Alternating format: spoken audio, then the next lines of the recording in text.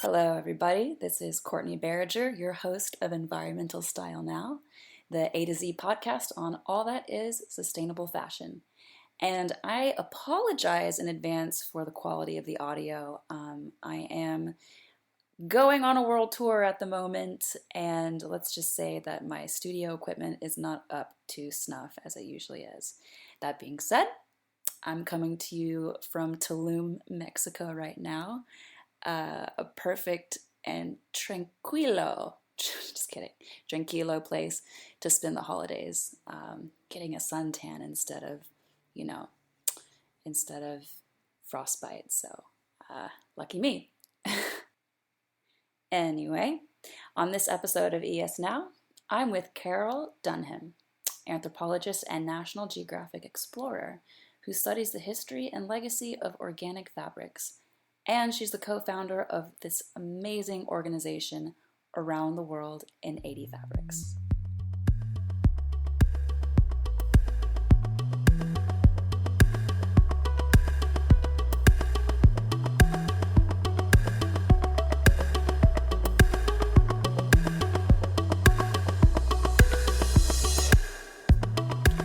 Hello, this is Courtney Barriger, and you're listening to ES Now. My guest today has a wealth of knowledge on all things fabric. Carroll Dunham has traveled the world with National Geographic and has selected a very unique collection of threads that support indigenous tribes. And more than that, she's made it a part of her mission to bring awareness to the importance of micro-ecosystems and how it takes generations of craftsmanship along with a very local environment to create legacy fabrics. It's the difference between a macro economy and a micro economy, and it's quite fascinating. Let's jump right in. First of all, I work with Tierney Tees. She's a marine biologist, and really she was the inception of our project because of her passion for oceans and then seeing all the microfibers in her field study sites. And that really is what came to the inception of Around the World in 80 Fabrics. And actually, we had an intern who was looking for bark cloth and Ugandan bark cloth, and we stumbled upon Leslie Robertson, who's a textile artist who works with Ugandan bark cloth.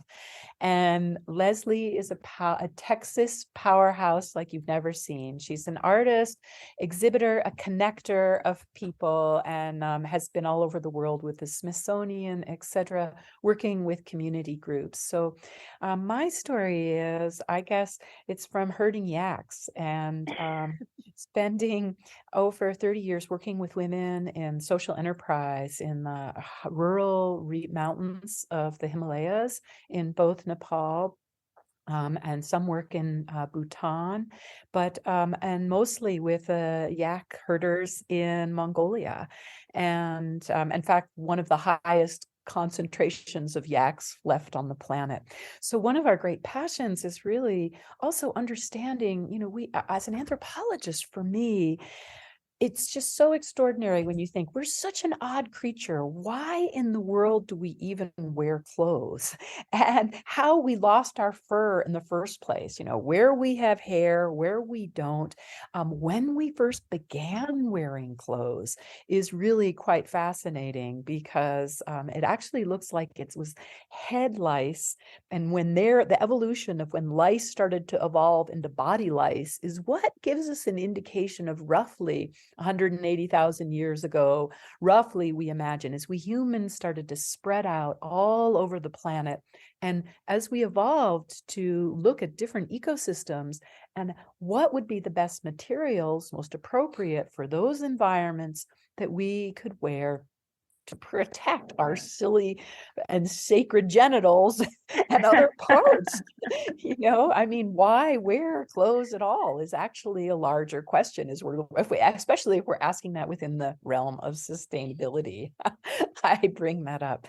So actually, for me, really what it was being there up in the high mountain communities and watching the plastics coming in from China, the synthetics that were replacing traditional textiles. Like right now I'm wearing, this is 20-year-old felt jacket from Mongolia that I've had that was made by friends. And the fact is, felt is one of the oldest forms of a textile worn by humans after we were wearing skins, was just that pressing. And just imagine it, we're still wearing it. It's still useful, and it's been used by humans on human skin for over 6,000 years. So we find extraordinary in archaeological sites. And when we talk as an anthropologist, I just want to say that with climate change, what's really fascinating is the history of textiles is exploding.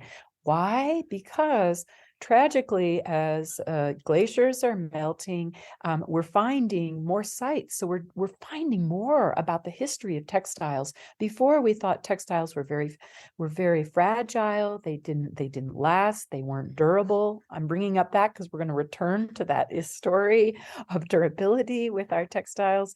And so, but now we're finding some that are coming as, the tragedy of melting glaciers. We're finding these fabrics that are pushing back our history. We realize not only were we as humans, probably Neanderthals, were also spinning and creating fibers. We're interacting with natural materials to make something to protect themselves. And even animals, there are animals that actually create for themselves fabrics and things to cover themselves. So that is what started my thing, is asking, what could we wear in a post-petroleum world? What would that look like? Petroleum is a finite substance. So what possibly could we wear? So that brought us down the rabbit hole of, for our COVID time, we began exploring and talking with people all over the world in all different ecosystems, trying to understand, as we're meeting cultural revivalists who are bringing back incredible old traditional and some traditions that are holding on literally by a thread. Very few tradition holders holding them, and there's globalization has a huge impact on that. As we try to ask, well, what have we as humans been wearing since the beginning of time? As we understand and look to the future of what we could possibly wear in the future in a more circular economies, where we actually could nourish and nurture the earth rather than deplete it and toxify it. Wow. Yeah, petroleum being a finite resource. That's so interesting. It's something I haven't even considered myself, even though I'm always thinking about sustainability. And I know that petroleum is a finite resource. How silly is it that we are just so attached to it? It's incredible. Like I think for one moment we have to give it its due. My partner is as a marine biologist, and I understand it. She sees the devastation, the impact on the environment, particularly on marine environments, where, from the clothes that we wash, those microfibers that go down into our water streams and go into our oceans, into the organisms in the ocean, and then actually into the entire food web, into our neonatal cells. I mean, we have microfibers now in every single ecosystem in the planet, from Antarctica up to Mount Everest. It's pervasive. And yet I think what's so extraordinary is when you think, we have to give a little bit of an ode to what I call fantastic plastic. Yet tragically, it may not be so fantastic. It's almost like heroin, how much we as a species have fallen in love. It's what it does. Look, not only in terms of the energy, how it's fueled our economies, but what's happened is, as petroleum companies have actually, with new energies, solar, et cetera, becoming cheaper, new batteries coming in, the petroleum companies have just moved completely into the textile industry, and consumers it's snuck quietly into our groovy little yoga pants. And while we think we're saving the earth, in fact, we are wrapping our genitals in petroleum. In fact, like as my good friend Louise Leakey, a very famous anthropologist, says, who knows if we as a species We may be the authors of our own demise. And if we are, all that will be left will be one little thin blip of plastic in geologic time. Actually, that will be the legacy of our time and period. Who are these people, our archaeologists of the future, if there are any, or aliens who come? They'll say, oh, well, they really loved petroleum. Everything was about petroleum. They ran their cars on it. They wore it. It was a part of who and what they were. So trying to understand what we did before there was petroleum and trying to understand what we could do post, I think, is a really critical issue of our times. And there's no, at this moment in time, snapshot 2022, 2023, there really is no one single replacement for fantastic plastic, what it can do. And so what we've been looking at is what humans have been doing in their small little local ecosystems all over the world. What has been the impact? Natural fibers is a very, very, very small percentage of the fashion industry and of textiles globally. And the reality is that we can't, if we all were to wear natural fibers, there's not even enough right now fields or natural resources to do that.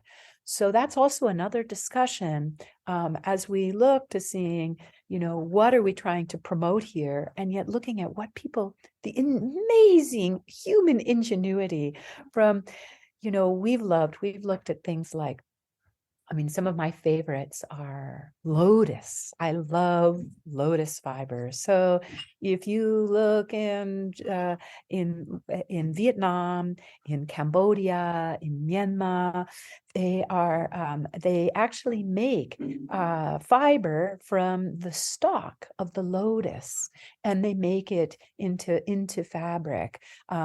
Pineapple in the Philippines is used to make a fabric. In the Japan is one of the great. They're some of the most innovative when it comes to looking at how do we make a fiber? What's going to be the polymers of our future? We think of physics and we think, of string theory. The world is held together in strings and fabric. The power and profundity, the metaphors in our language of textiles and how it is utilized and links us all together. And so you have in Japan, they make from wisteria, from linden bark. Bashofu banana is also another common one. Doyu, raffia, in hemp, as we know, we're going to see a huge, enormous return. I think the genes of our future, we're going to see a lot more hemp and nettle genes replacing cotton because of the amount of water used in cotton. We also have had an extraordinarily exciting time. I call them, and I want to share with you one thing, because it's like, what have I learned while in our explorations is when we look at what we've been wearing. I call them the big five, and I'm not referring to football teams, but I mean in textiles, what is the oldest that we've been wearing, and the oldest fiber that we think it's actually is flax. And I don't know if any of you, I wish I could show an image of, if you've ever looked at a flax plant, it's a little tiny flower, little blue. Like, I'm just telling you, I would not look at it and immediately say, you know what, I think I'm going to wear that next season. I mean, that is just not what's going to happen. And amazingly, we even looks like Neanderthals, we're spinning and weaving as well. So we have 33,000 years old in an ancient cave in Georgia. We have at Göbekli Tepe, one of the oldest sites in Turkey, we have hemp mixed with linen. So we have hemp, we have linen. Everybody, of course, thinks of wool. That's what I'm wearing here. You see felt, the old Central Asiatic nomads, etc.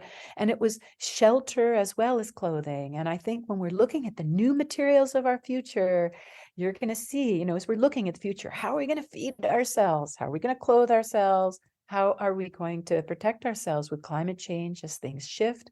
What are we going to be wearing? So wool was also used, to make houses and their yurts, but also was used to warn. They borrowed it from the sheep. But we look at all the different fibers. It's absolutely astonishing when we go deep with microscopy into the different fibers of different, for example, when we look at animal or plant proteins, which are some of our earliest. So of the big five, we have obviously animal proteins are some of the earliest. And we've been looking at like folks up in the making fish skin out of and Wow. right now they're using fish skin waste, but that's old traditions in the high north amongst many of the northern Native Americans, as well as obviously. So we have, even what gets very interesting is you look at like people that in their environment, they're harvesting seals. We think of seals being clubbed, but in fact, for them in their environment, that's all there is, and that's the only thing. Now, we don't advocate that you or I go out and buy seal cloth, but to recognize and honor that different communities and different ecosystems, what is appropriate in different ecosystems, what is sustainable, we have to look at different ecosystems. So and then of course, so I've mentioned wool, and there's and of course there is cotton, 5,000 years old. We see that run around, and yet ironically right now we're only using 98% of the cotton found on this planet is American cotton. I was down, is maybe right close to you in Toyo in Mexico. I strongly urge, if you ever go down to Oaxaca, you go down to the Costa Chica region, there are women who are still growing their own indigenous, this is forest cotton. So it grows in forests. It's not commercially planted, so it doesn't take the same kind of water inputs. It just takes whatever rain comes from the sky. And I was just in Bhutan 2 months ago, and we were finding some other forest cottons there, local indigenous varieties of different kinds of cottons. So understanding and looking at the diversity, the biodiversity of possibilities within what we call the big five. Silk. Oh, I mean, humans and silk. Silk is the biggest rabbit hole on the planet you'll go down. So I was just in Assam less than a month ago. And in Assam, which is northeast India, it's south of Tibet, near Burma, and I was about an hour and a half east of Bhutan, north of Bangladesh. They've been making the most expensive silk found on this planet is called Muga silk. And it has very iridescent, very golden qualities. And they also it's the home, the Indo-Brahmaputra ecosystem of the Erie silk moth. And the Erie silk moth is called ahimsa silk because actually it has a unique cocoon where you do not have to kill the pupae to make the silk, like Bombax morai, which is the most common genus as we look at the natural history. So we were in there with the forest communities, and their biology, their connection, their relationship to the silk, the extraordinary cycle of these organisms. I mean, it's just mind-boggling to think of some of the heritage we've inherited from our ancestors. So, and all I wanted to do was see some mating Muga silkworms, and they said, "Oh no, you're a week late. Oh, we just let them off from the wild, 2 hours ago." And so as night was falling, we didn't know where we were going down a bouncy, dusty village road in the middle of the forest. We came across an extraordinary moth brothel just filled with fluttering, these huge, gigantic. They're so beautiful and gorgeous. And the minute they, emerge from the cocoon, they start to mate. And then the female lays the eggs, and they make sure the human intervenes so that they lay their eggs on a little stick, and then they put them up into a tree. They're very fussy eaters, just the way we think of Bombax moray and eating mulberry leaves. The Antheria asamensis likes to eat lauri. It's called the some tree, etc. And it eats voraciously. And then within 12 to 8 hours, it spins its magic cocoon filled with sericin. And they have to watch to make sure the monkeys don't get them, because the monkeys love to go up in the trees because they're so sticky, the cocoons, they stick them on their hair. And so like thieves, they're covered with the cocoons and they run down the trees and run away and then they eat them. And so then with the tribals, with the I was speaking, that's the Muga silk. Then the Erie silk is that where it has a cocoon, so you can take out the pupae. Well, it is true, you do not have to kill the pupae to create silk, but for these tribal communities, it's an essential form of protein. So they actually will eat them. And so you can say, oh, this is so horrible. But when we look to the future of what food is, some and many people think that it may be insects. That is how we are going to survive with the massive populations we humans have here on this planet today. And what's so interesting is the tribal people's there. People come in and they want industrial, commercialized, they want them to make a lot more. And they say, but I couldn't eat that many larvae because there's a small period of time where they take them out, you can't dry them or whatever. They have to eat them in a short period of 3 days. So why am I telling you all these long, drawn out stories? Is simply to share the extraordinary wonder of the ecosystems, the natural history behind the clothes we wear. And we're so cognizant and we're becoming more aware of what we put into our bodies. What do we eat? And yet we don't think very hard about what we're putting on our clothes. What are the finishings? What are the chemicals that are put on to produce our clothes? How do we use them? Where and what is the life cycle of the clothes that we have? I don't know about you, but I start when I was normally buying clothes, you go and I look and say, okay, does it fit? Do I like the color? I like the style. It looks nice on me. And what's the price? And those are often, some of my buying criterion. Whereas we don't often ask, where does it come from? What has it's been its journey to get here? And what, especially, what's interesting is we never think, okay, what am I going to do with this at its end of its life?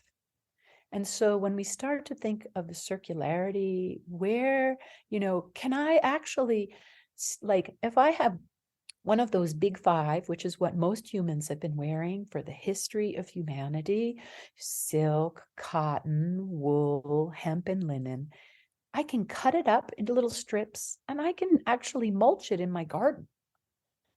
I have to look to see what are the dyes. We don't look also because most dyes, aniline dyes, are also are petroleum based. So most of the bright and the vibrant colors that we have, you're down in Mexico. Mexico has some of the most extraordinary alchemists. You go to Teotihuacan in Oaxaca, for example, where, because of the cochinilla, which is, it's an extraordinary little insect that actually grows on the nopal cactus. And so, and it was when we talk about the red coats of the British Army, we think of the Pope wearing the red. That was from cochinilla, from an insect.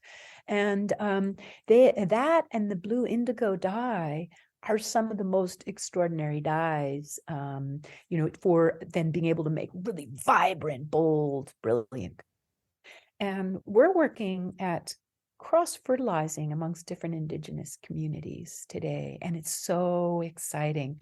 We're working now with a group trying to create a huge conference across the Himalayas on natural dyes, because for 100 years people have been we've been watching the creeping up and the encroachment of synthetic dyes. And so people have lost and forgotten, and people use it different places. And so now, like, we're trying to see if we can have some of our Peruvian dyers are going to come and be working with our Bhutanese dyers. And there's going to be a cross-fertilization as we looking and working on how dye, because when you think especially of the microbiomes of our skin and their impact of dye on our skin, these are very critical questions, and we don't look and think and act thinking not only about what the impact of our clothes are upon us, but upon the environment itself. Wow.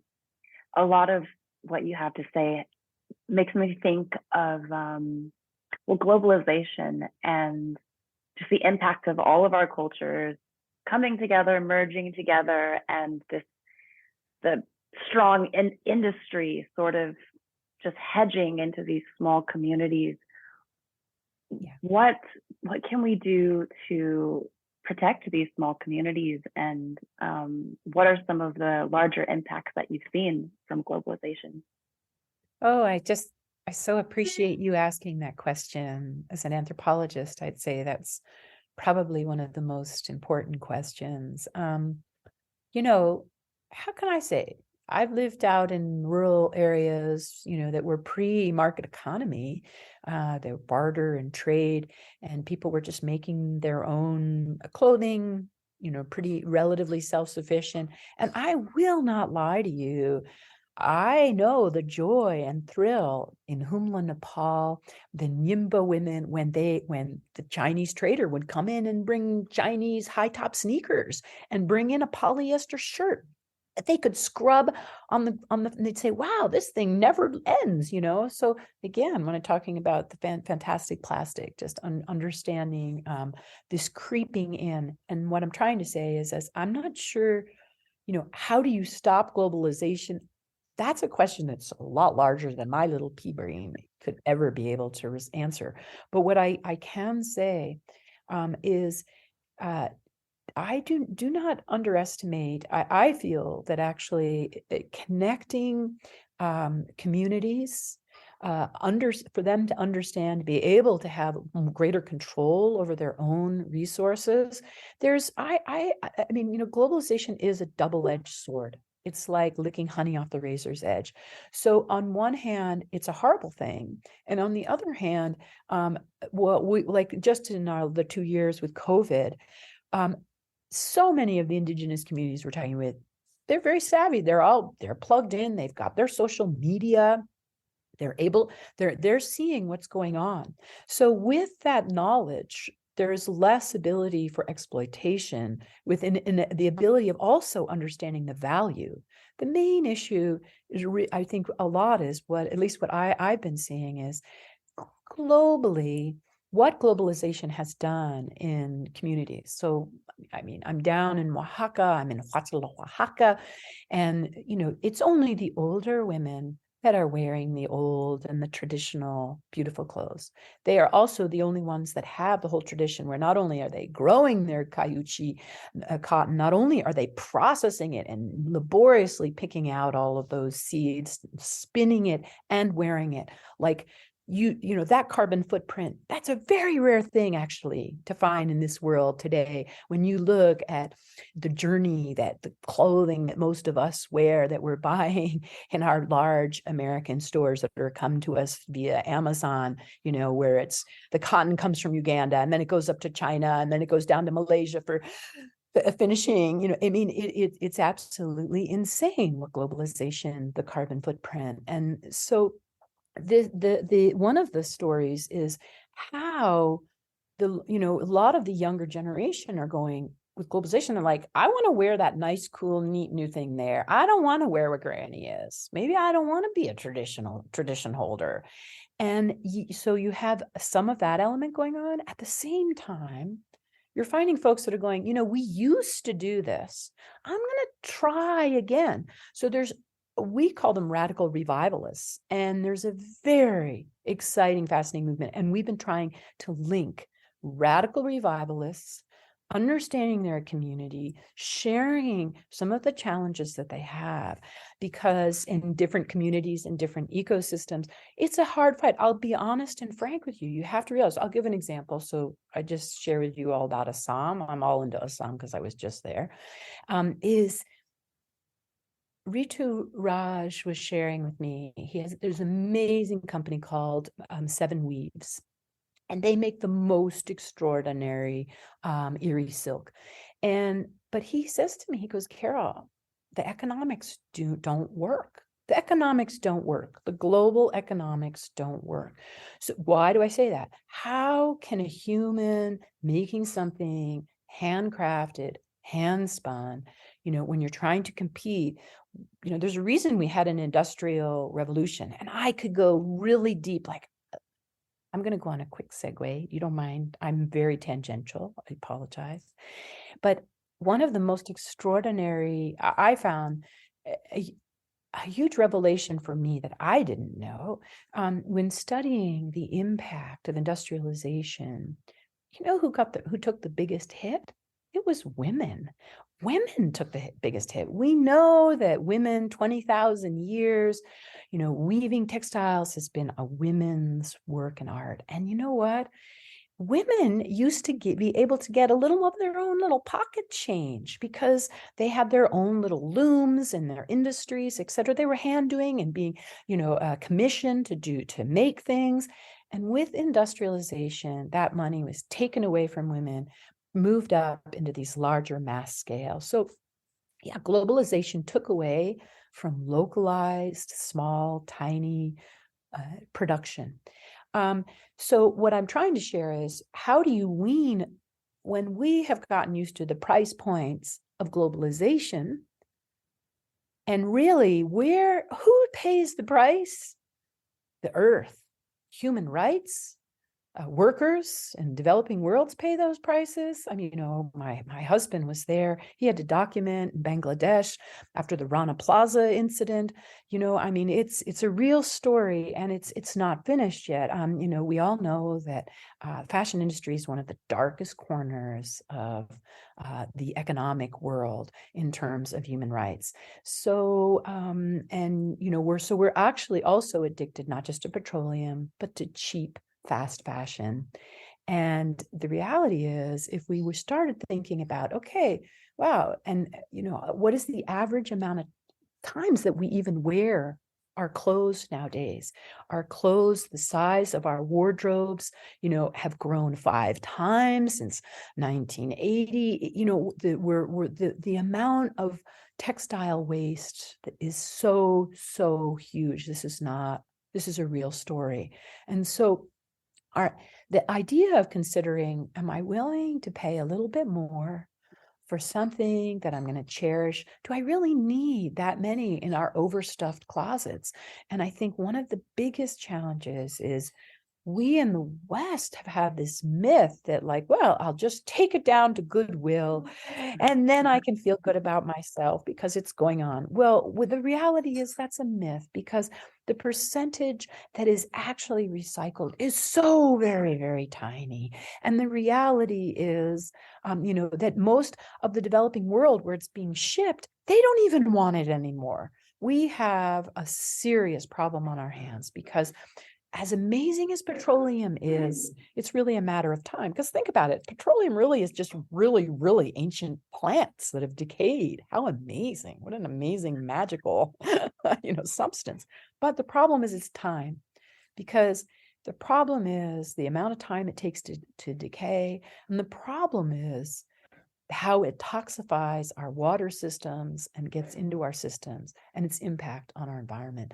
And then one other problem with fast fashion is it's just devastating, large cut, because most people don't realize polyester also you can make from rayon, for example, is made from wood pulp. So there's massive cutting. So what really, one of the huge takeaways is, how can we become more aware, not only when we're buying, what we're buying, and where does it actually come from, but as reading labels. And because there's enormous amount of greenwashing going on right now. So, you can say, oh, but this is cactus leather. Well, I would ask you to look at that cactus leather and say, how much is cactus? How much? Because what they're doing right now is they know that people are going to be lazy. They're just going to put a little drop in of the cactus into a petroleum product. So that is a serious, serious problem. And so we have to, just same way we read food labels, starting to read our clothing labels, I think, is really essential as we move into the future. Are there any fabrics that you guys are working with right now that are really exciting and I don't know, that surprised you a little bit as you were going through your journey of exploration? Absolutely. Oh my gosh. Well, yes, of course. I mean, obviously, it's amazing. I'll give you a couple. So So we are a project where we look at animal proteins, plant proteins, biofabricated, recycled, and upcycled materials. We're really focused at the materials and how they impact. So in each of those categories, I could tell you amazing ones. So of course, some of the fun and wild, sexy ones, of course, everyone is amazed by spider silk. Well, in fact, ecologists, biologists say, wait, you don't want to kill all those spiders. It's an amazing, beautiful piece. I don't know if any of you have ever seen it. It was very famous. It traveled through the Victorian Albert Museum and other museums, made from Madagascar spider silk. Extraordinary. We just talked this last week. There's some extraordinary people. I'm going to be talking with Alex Bizet, Afrofuturity. One thing that's really interesting, think for a moment, is our human hair. Human hair, which is right on us, right? So actually, there are people that are spinning and making. There's a company called Human Loop, and they're making their first product they're going to make is sneakers, but they have made sweaters to show that it's possible. And African hair actually has different qualities. It's fiber, so it has a whole different quality. And they're actually using hair mats right now to actually help soak up oil spills. So they're using them in cities and in the drains to absorb it. And then they cut it 9-to-1 and they compost them at the end to soak up the petroleum waste. We think of how hair can oil. So I'm just giving you those are sort of fun and strange and unusual. I told you, we love nettle, we love hemp, we love lotus. And in the biofabricate sphere, it's so exciting. It's a revolution. Because, synthetic biology is, we are in a microbial revolution at this time. We think of how we're just coming out of COVID. Our human relationship to microbes, they'll either kill us or they may save us. And the reality, we think of it, microbes could be a companion species to humans. If you think of it, from bread, wine, beer, since most ancient early times, our ability to understand them. So now we're looking at the same way at how we could create the new polymers, the new clothing of the future from microbes, etc. So, and then there's also algae, and they're making some really interesting things. Watch Kelsen Labs and AlgaeNet as an example. There's some groups out of Israel doing interesting things. Out of like orange waste. In India, they're making things out of agricultural waste. I find that one super interesting. Out of coconut waste. They're also out of fish waste. So after you've had the protein, all the guts and they're making, it's like a faux leather, because I think one of the worst greenwashings that we have is this notion vegan leather. That is a joke. It's polyester. It's ridiculous. It's petroleum based. So these are actually, so what they're doing is they feed the microbe, for example, food waste or agricultural waste.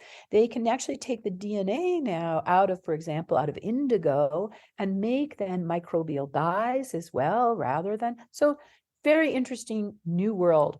And I think those are some of the things that get us very exciting. Ecovative, mycelium, you have to give them credit as some sort of the forefathers of looking at, the extraordinary revolution of mycelium. And that will be not only in clothing, also in shelter as well, and perhaps even in food as well. So, there's a huge amount of investment going on right now in the field of biofabrication. It's an extraordinarily exciting time period as they're experimenting and trying to brew up new clothes, so to speak, new polymers.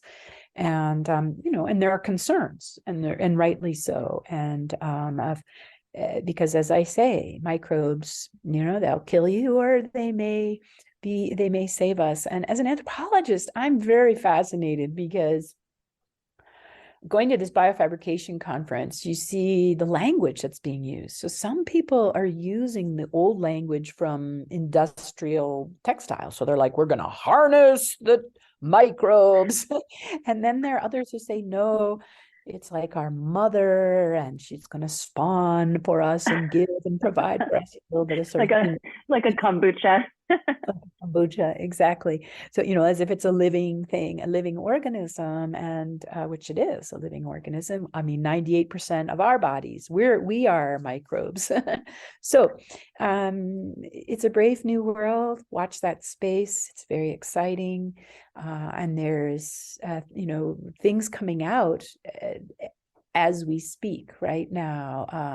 Some of the big designers, Valencia, et cetera, they're coming out, they're experimenting. And there becomes huge philosophical questions in the same way. When we talk about what is sustainable fashion, what does that mean? Some people say we should talk about biocompatible fashion. Some people say we should say responsible fashion. Because the problem is sustainability, such a huge word that it almost then ends up meaning nothing. We don't know how actually are we using it. What does it actually mean? So it's going to be really quite interesting to see as we move forward. We just have to be very, very careful that who is using this language, how are they, and it's challenging right now, I think, as consumers, because there's so much talk, there's so much buzz, and being able to sift the chaff from the wheat and know what is really authentic, and we are in process right now. So with that, our final, that we're exploring, of course, is, well, we have all this stuff. What do we do with it? How do you take care of the clothes you already have? When is enough enough? I mean, I really hate to say it. It's really hard. But as somebody who's, lived in Nepal in the developing world for 30, 40 years, and when we look at climate change, there were these massive floods in Pakistan 2 months ago, caused by climate change. What was the cause of those ozone holes is really our vast consumption in the developed world. Stuffocation, you could call it, right? We're suffocating. We're not suffocating, we're suffocating. And so understanding, when is enough, and how can we utilize our amazing human creativity and our ingenuity to create new things out of old things, and how can we work with what are already existing? The amount of dead stock is just astronomical, and people are starting to look at more creatively, and even some of the top fashion houses, Hermes, etc., they're starting to understand, bringing in people that will mend. And I mean, look, I love all of the mending. I'm a terrible mender, I'll face it. I have lots of clothes with holes in it. But the creativity of realizing that maybe we can just really try to use less is really so, so important. Do we really need so many? So why not have some spectacular things? Why not trade them around with your friends? There's a lot of people are into renting. That also has problematics when we go deeper into the issues of it. We're really trying to understand, like, we'll say, well, what is actually, when we look at water waste, when we go really analyze very, very deeply, what is a sustainable material? We're not fully in agreement. There's a lot of different, they're arguing, even with the UN, UNEP, Higgs development, there's a lot of different frameworks for trying to identify. So for consumers, it gets really confusing and complicated. So probably one of the easiest things is to say is, if you can, buy something, when you buy something, just think, what's going to happen to this when I'm finished with it? That's all I would ask, is one of the questions. And where did it come from? What was the labor issues? Do I have any idea? Do I care? A lot of people don't care. They just care about what that price is. And it gets complicated. I also know, economies right now that are dependent upon the textile industry. I mean, I think it's like 1 in 6 people on this planet are employed in the creation of textiles. Like this is a huge thing. Many people say that the textile fashion industry is, our second largest polluter on the world. So, there is a real need for us today to transform what we're wearing and our relationship to our clothes, and how do we take care of them? Wash them less frequently, use cold water. Think about what kind of detergents are you using? And some people don't even use detergents at all. Is it possible for you to hang things out in the cold? Like right now, if I hung it out, it would be frozen. It's so cold. But I do have a heated house inside, so I can, hang them up Oh, inside. wow. Well, there are filters you can put on your washing machines right now, microfilters that can help to absorb the microfibers. There are, people that are working right now on, most people, we don't think about the finishing. What is the chemistry that's going on to make the clothing feel really good, etc., on us, and the finishing on the fibers. Some of that is extraordinarily questionable when we really look deeply at, like, wow, should really we humans really, are we supposed to be wearing that? These are some things that we maybe need to be considering, because how can our clothes actually help to nourish our soil? I think this is where there's huge amounts. So buy less or go naked, I like to say. Choose natural fibers when possible. Wear clothes multiple times before washing. In the old days, we used to only wash. You'd wash when you were born. You'd wash before your wedding, and they'd wash your corpse before they put you in the ground. I mean, I've lived amongst Tibetans who used to say, "Oh, if you wash too much, you'll break your psychic sheaths that protect you." Well, that's very practical. They live in extremely cold weather where it's really not a good idea to wash too much, and there's not as many microbes. But so the same thing, it's very fascinating. Yeah. What, microbes exist in our clothes, and to be careful. We don't really need to wash them, especially like wool and things like that. How often do you wash your sweaters? And always wash full loads and cold. And if you can, shop secondhand, swap, rent, and be creative, and try to support policies that reduce environmental impacts of fashion. I think this is really, really important. And when you can, like here right now, we're in the holiday time period for gift giving.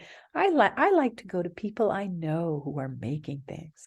There's some extraordinary creative upcyclers, recyclers. You can go to your farmers markets. You can find, and buy less and buy precious. That's my personal opinion. Or even, I think there's going to be not everyone has the luxury to be able to revive the inner crafts person within them. But there is an opportunity and possibility now for people to get excited about creating new and exciting, and unique pieces. And I think that's a lot of where we're moving in the future, which I think is exciting. I have a personal question for you that comes from your background in Buddhism. Yeah. So, are there any,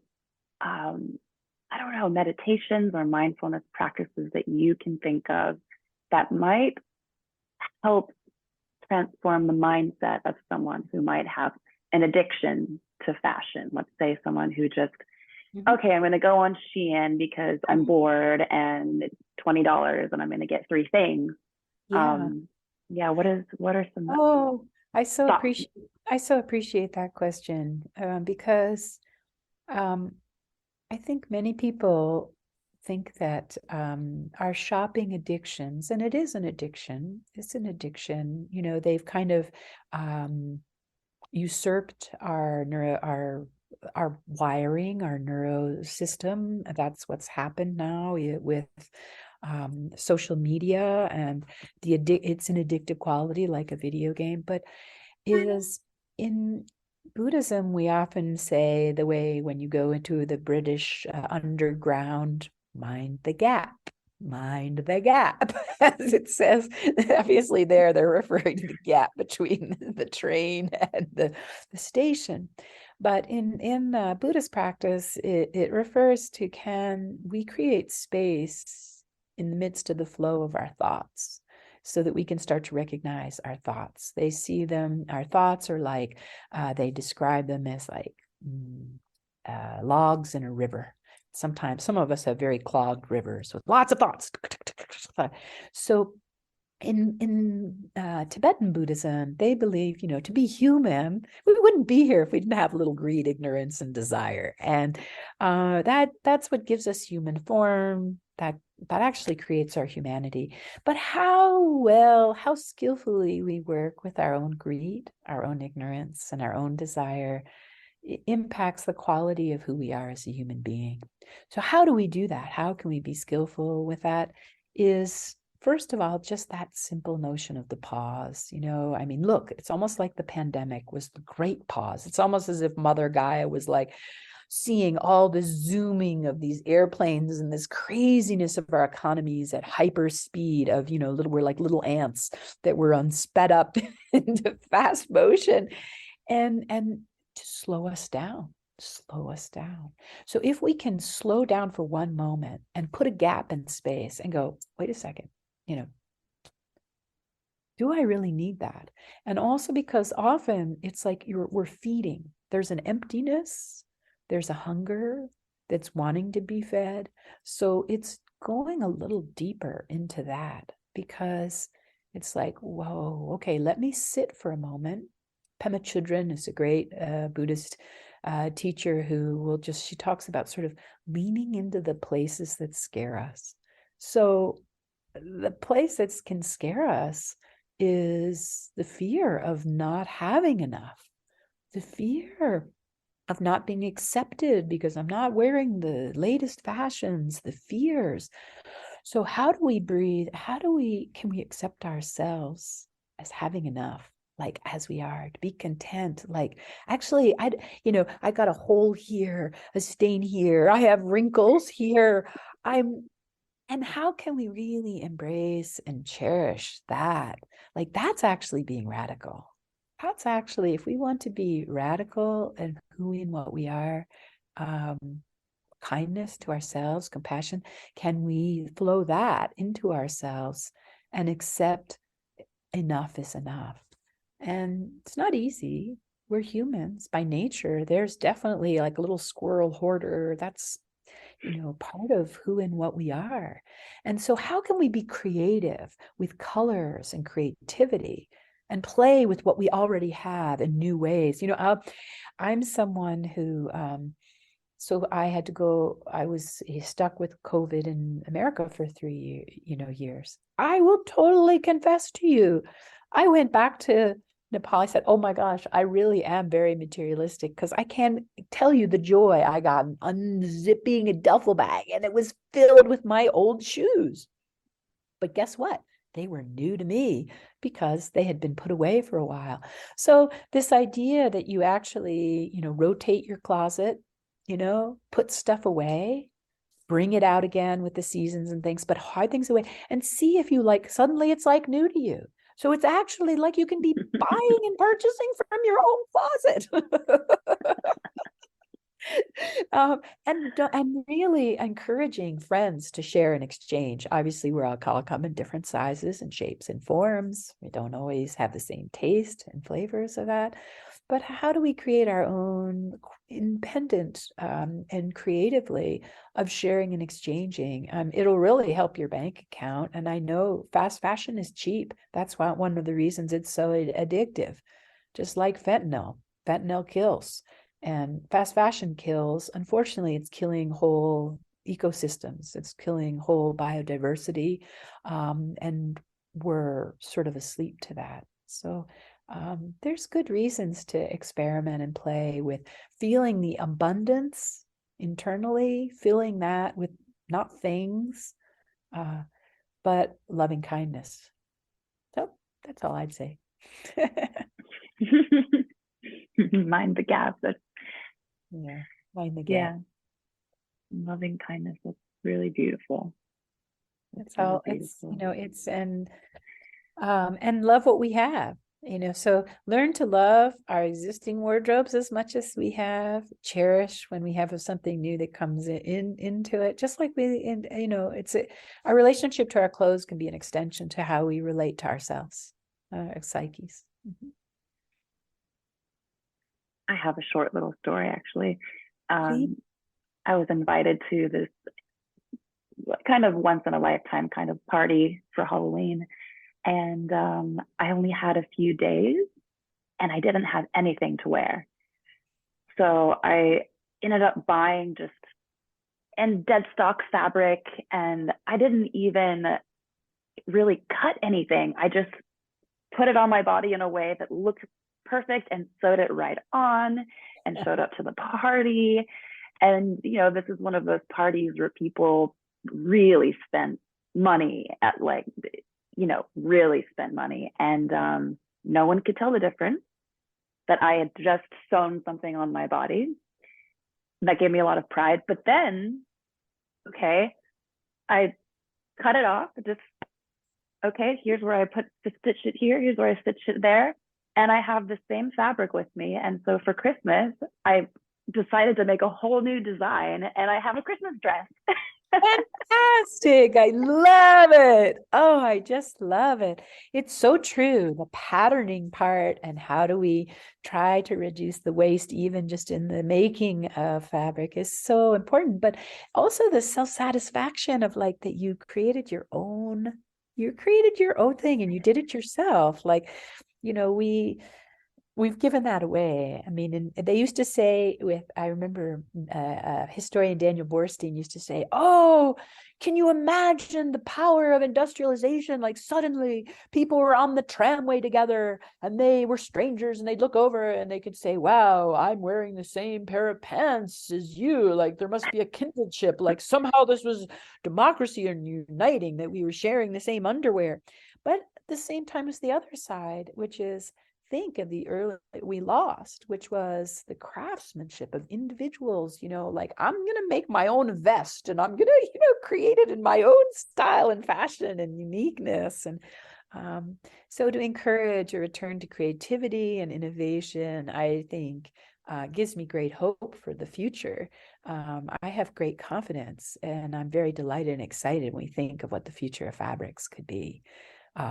Because we humans are endlessly creative and innovative. And we haven't even talked about how with climate change, right, maybe make sense to be more naked. I mean, I'll be totally honest with you. Of all of when you were asking me about which ones excite me, I don't mind drinking kombucha. I will be one of the last people to be wearing a kombucha loincloth. I'm just saying.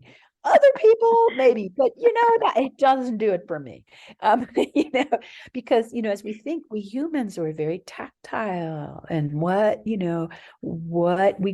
goes on our skin and how does it feel. So I'm very excited as the innovation coming out with youth right now, and it's exploding. Watch this space, because in 10 years, I think the fashion industry is going to be in a very profoundly different place than it is now. And I also believe what's exciting, Natalie Grillon, who's working on transparency in the supply chains, working also with human rights issues in the fashion industry. What I get really encouraged with what she shares, which is she's like, there are so many horrifically polluting industries. Let's just take electronics, for example, and what are the so-called green future that we're making, which is going to be more mining, actually, is fashion has a large number of creatives in it.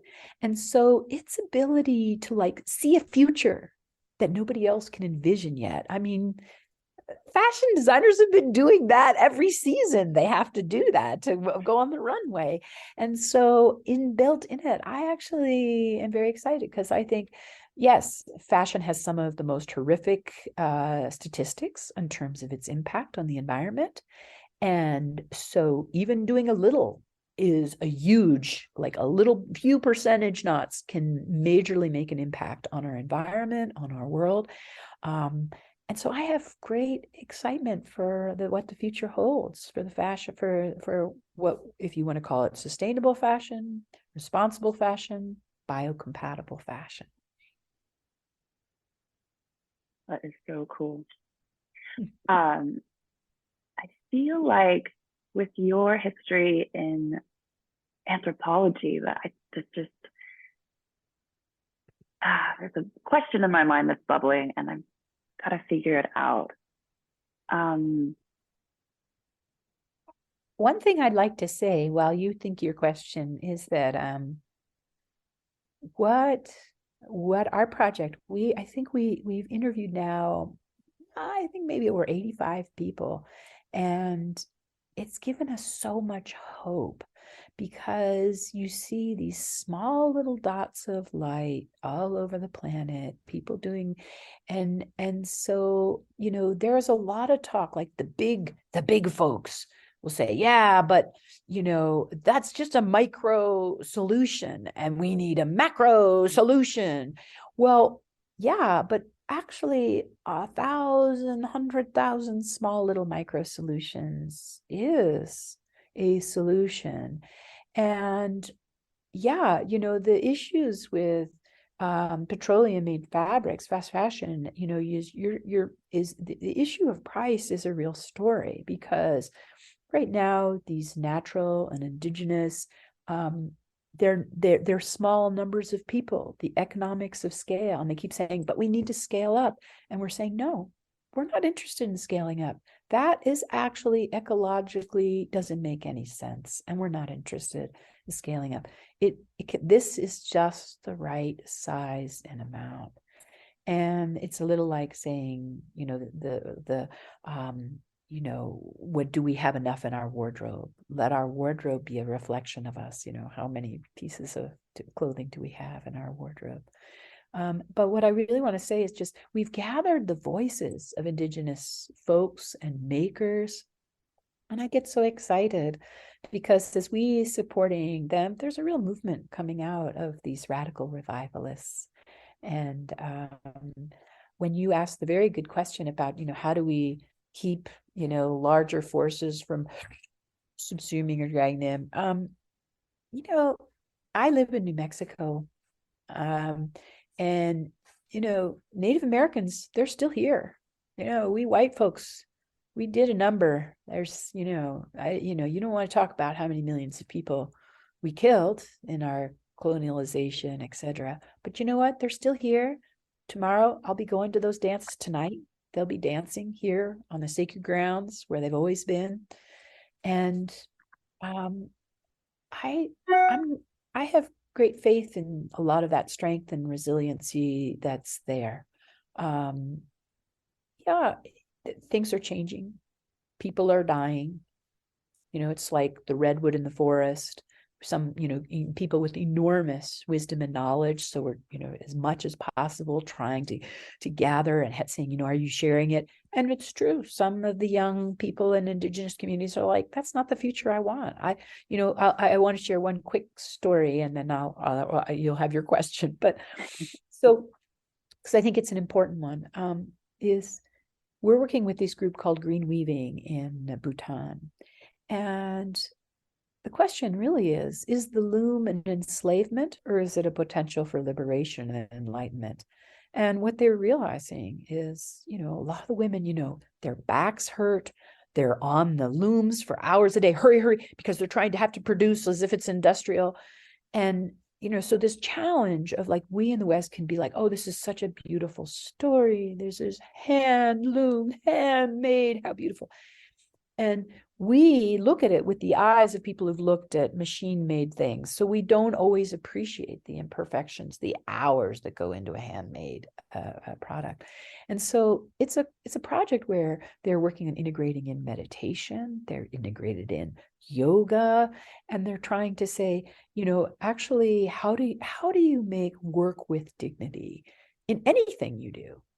Because anything we do can be seen as exploitative, or it can be seen with dignity, where we humans go, neuroscience, it's like we go in the flow. Enough. We don't need to make in massive amounts. It's our greed. If we just make some, then it's at a pace that's more ecological, environmental. It's in rhythm with time. And that's all I wanted to share. I think that actually is close to the question I was going to ask. I was thinking about how basically sustainability only works on small scales and the world operates on massive scales. Everyone wants it to be at the biggest machine you could possibly create. So my question was going to be, from an anthropological viewpoint, how can we make sustainability, if we want to call it that, or however we want to define it, how can this become the new standard without it becoming the new pariah? Yeah, no. That's a very great and a very, very deep question. And I'm, personally, I mean, you can see that with all of the different criteria right now that is out and everyone trying to scramble to create those, or I'll just give issues of certifications. I'll give you quick examples. Like, I've worked with rural communities. They can't afford the amount of money that it takes, because the old days, the certification, like for organic cotton, for example, it was someone in Switzerland. So what, they're supposed to pay for the man from Switzerland to come twice a year to the village to be able to certify him. I mean, so the only people that are able to afford the certifications for the organic are the rich and the large and the mass. So already you're cutting out, just by the nature of the kinds of criterion that you create, it is really serious and really problematic. What your question brings up for me, though, is I mentioned to you that we're working on, we have a project in Morocco working with microbial dyes and traditional dye traditions and techniques. And we are making sure that whatever we find from that area, because those are the natural items of that nation, and it's going into their microbial banks. You see, rather than the whole colonial notion that you go in and you want to gather, because everybody's seeing money and dollar signs in all of this, and which is the issue when you're asking about sustainability issues. So that's why we're trying, let's have a large gathering. And this engagement between private enterprise and indigenous peoples is it can be a very dangerous one. It can be very dangerous. At the same time, it also can be helpful depending on the motivations and the work of the folks. So in microbial dye, for example, you can have a really small microbial vats, like making a small a microbrewery, versus having it on the vast mass scale. So there are appropriate technologies that can be applied to the fashion industry in small micro ways that can help them to be able to ensure that it's not, if you're going to do natural dye in a mass way, you're going to be depleting natural resources in ways that isn't healthy. So some of the new technologies, there may be interfaces that can work. Follow the money, follow who's doing it. So there are folks that just want to make tons of money out of it. There are folks that have integrity and that are looking at saying, no, we want this open source. We actually really want it. We want to save the planet. So I think there is strength in numbers and tipping points. And it's really the notion, like Margaret Mead used to always say, it's like gathering a small group of committed people can make a profound difference. And if it's really strong and clear on that, then the ethics and the morals of it is going to make it harder. Like right now, folks are starting for the first time in the history of fashion to put a light into some of those dark corners of human rights transgressions, bringing transparency into the supply chain. So it's happening in places. Will it completely evaporate up all of the dark corners? I'm not so sure, because human nature is human nature. But as consumers, we will be able to choose if we're educated and we understand the difference. And it's going to not be so easy because you're correct. Right now, the dust hasn't settled yet, and there's way too many certification, in my opinion, and things. We're it's still complicated. So focus on our own purchasing what we can purchase right now. Do we know where it's from? Can you buy as much locally if you can? There's small things until the dust settles. And then I think we can probably make more better and educated choices. That's my personal opinion. I think that's a very wise way to look at it, because even you're right. I mean, we don't even have a full definition of sustainability. So how would we even know what the engine of sustainability would look like in a practical manner 20 years from now? So, yeah. Yeah, I mean, but understanding it's really, the science is actually exciting and explosive right now. I mean, for myself, I'm a National Geographic explorer. I'm very concerned with, the loss of biodiversity habitat on our planet. It is astonishing. I'm very concerned about extinction of animals. What has the rates of animals that have gone extinct in my lifetime is so painful. It's hard to bear. So with that in mind, it's extremely exciting, because the science we are starting to try to understand, okay, what does this mean? What is the difference in these different materials and their impact? At Around the World in 80 Fabrics, we are working with the Tufts Silk Lab right now and we are very ambitiously, we want to create the most extensive fiber collection on the planet. What does that mean? So microscopically looking, so I've gone from the biodiversity and on the planet down to the very fiber itself. And what we don't have yet, so when the synthetic biologists are not able yet to work on the scaling very well, so the finishing, so it almost looks like polyester. It's very, very smooth. So this is the difference, like this wool here that has little edges in it, so it can mat together, so you can do this felting, which is so genius. So the more, as we look to nature with biomimicry, we really look hard at, we can be creating absolutely unbelievable and amazing possibilities, and not only in the pigment and our natural dyes, but also in the very polymers in the clothing that we're going to be wearing.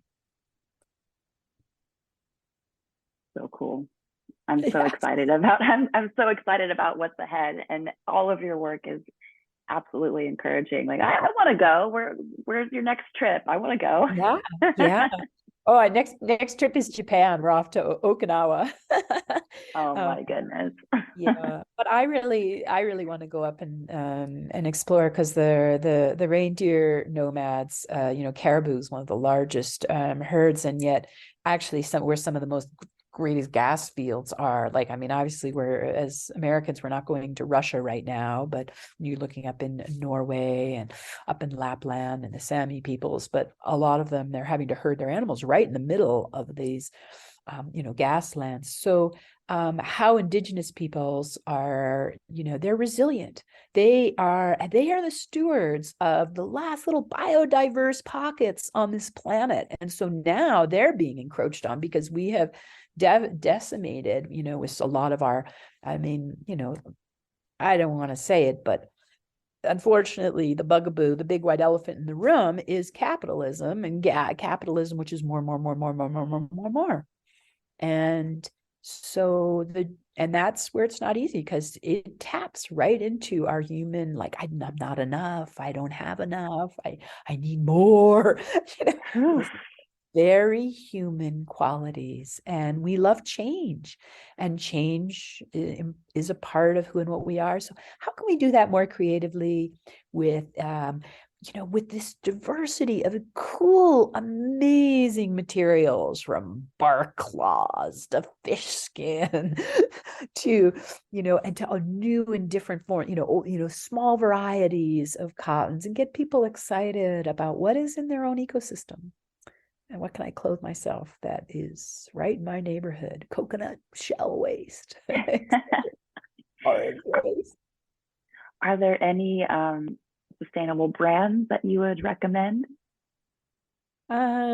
There's there's some cool sites. I'll send you in a link to some really, there are some folks that I think do that a lot better than I do, in terms of the 21st century, guides to recommendations of what we should, or could wear, because I have too many to list, and I know that I'll forget some and then later go, So I'd like to give you in the different categories. So in the animal proteins and the plant proteins and biofabricated, as well as in the upcycled and recycled. And upcycled recycled is exploding. And that's really where my whole brain is right now, is going to be for the next 6 months, because I really, the wealthy 1% will be wearing these really cool, neat biofabricated things. For some of us, those price points are not going to be, not capable. So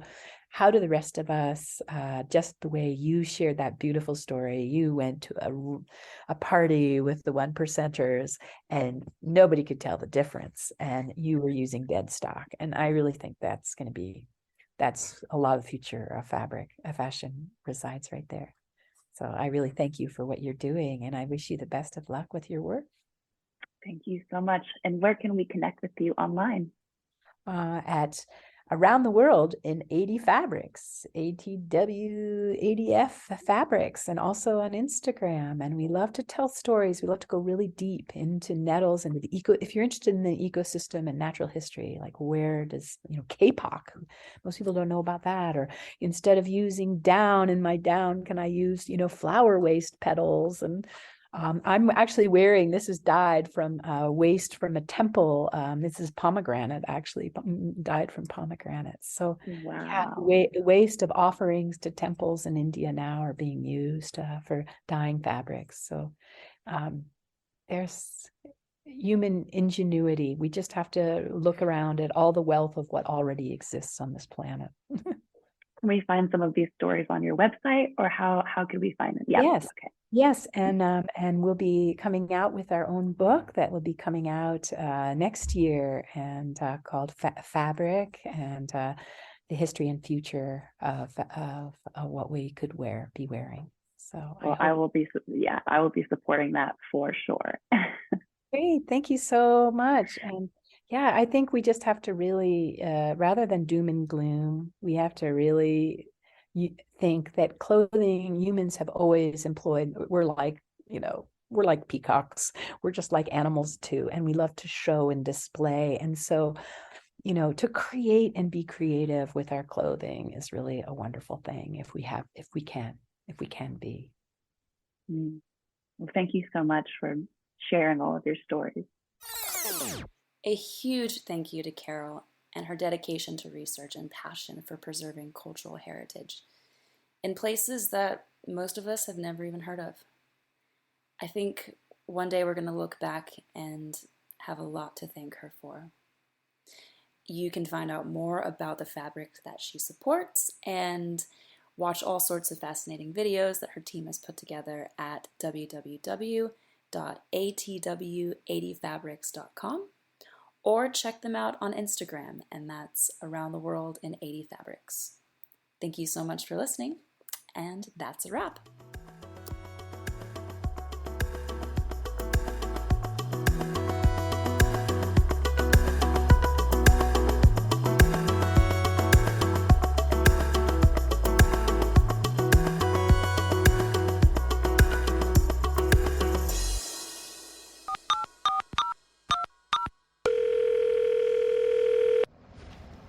This is Judy from Cleveland. DS Now is a Holding Court production, written and directed by Courtney Barriger, music by Parker Ainsworth, and a special thank you to Alexandra Shuck.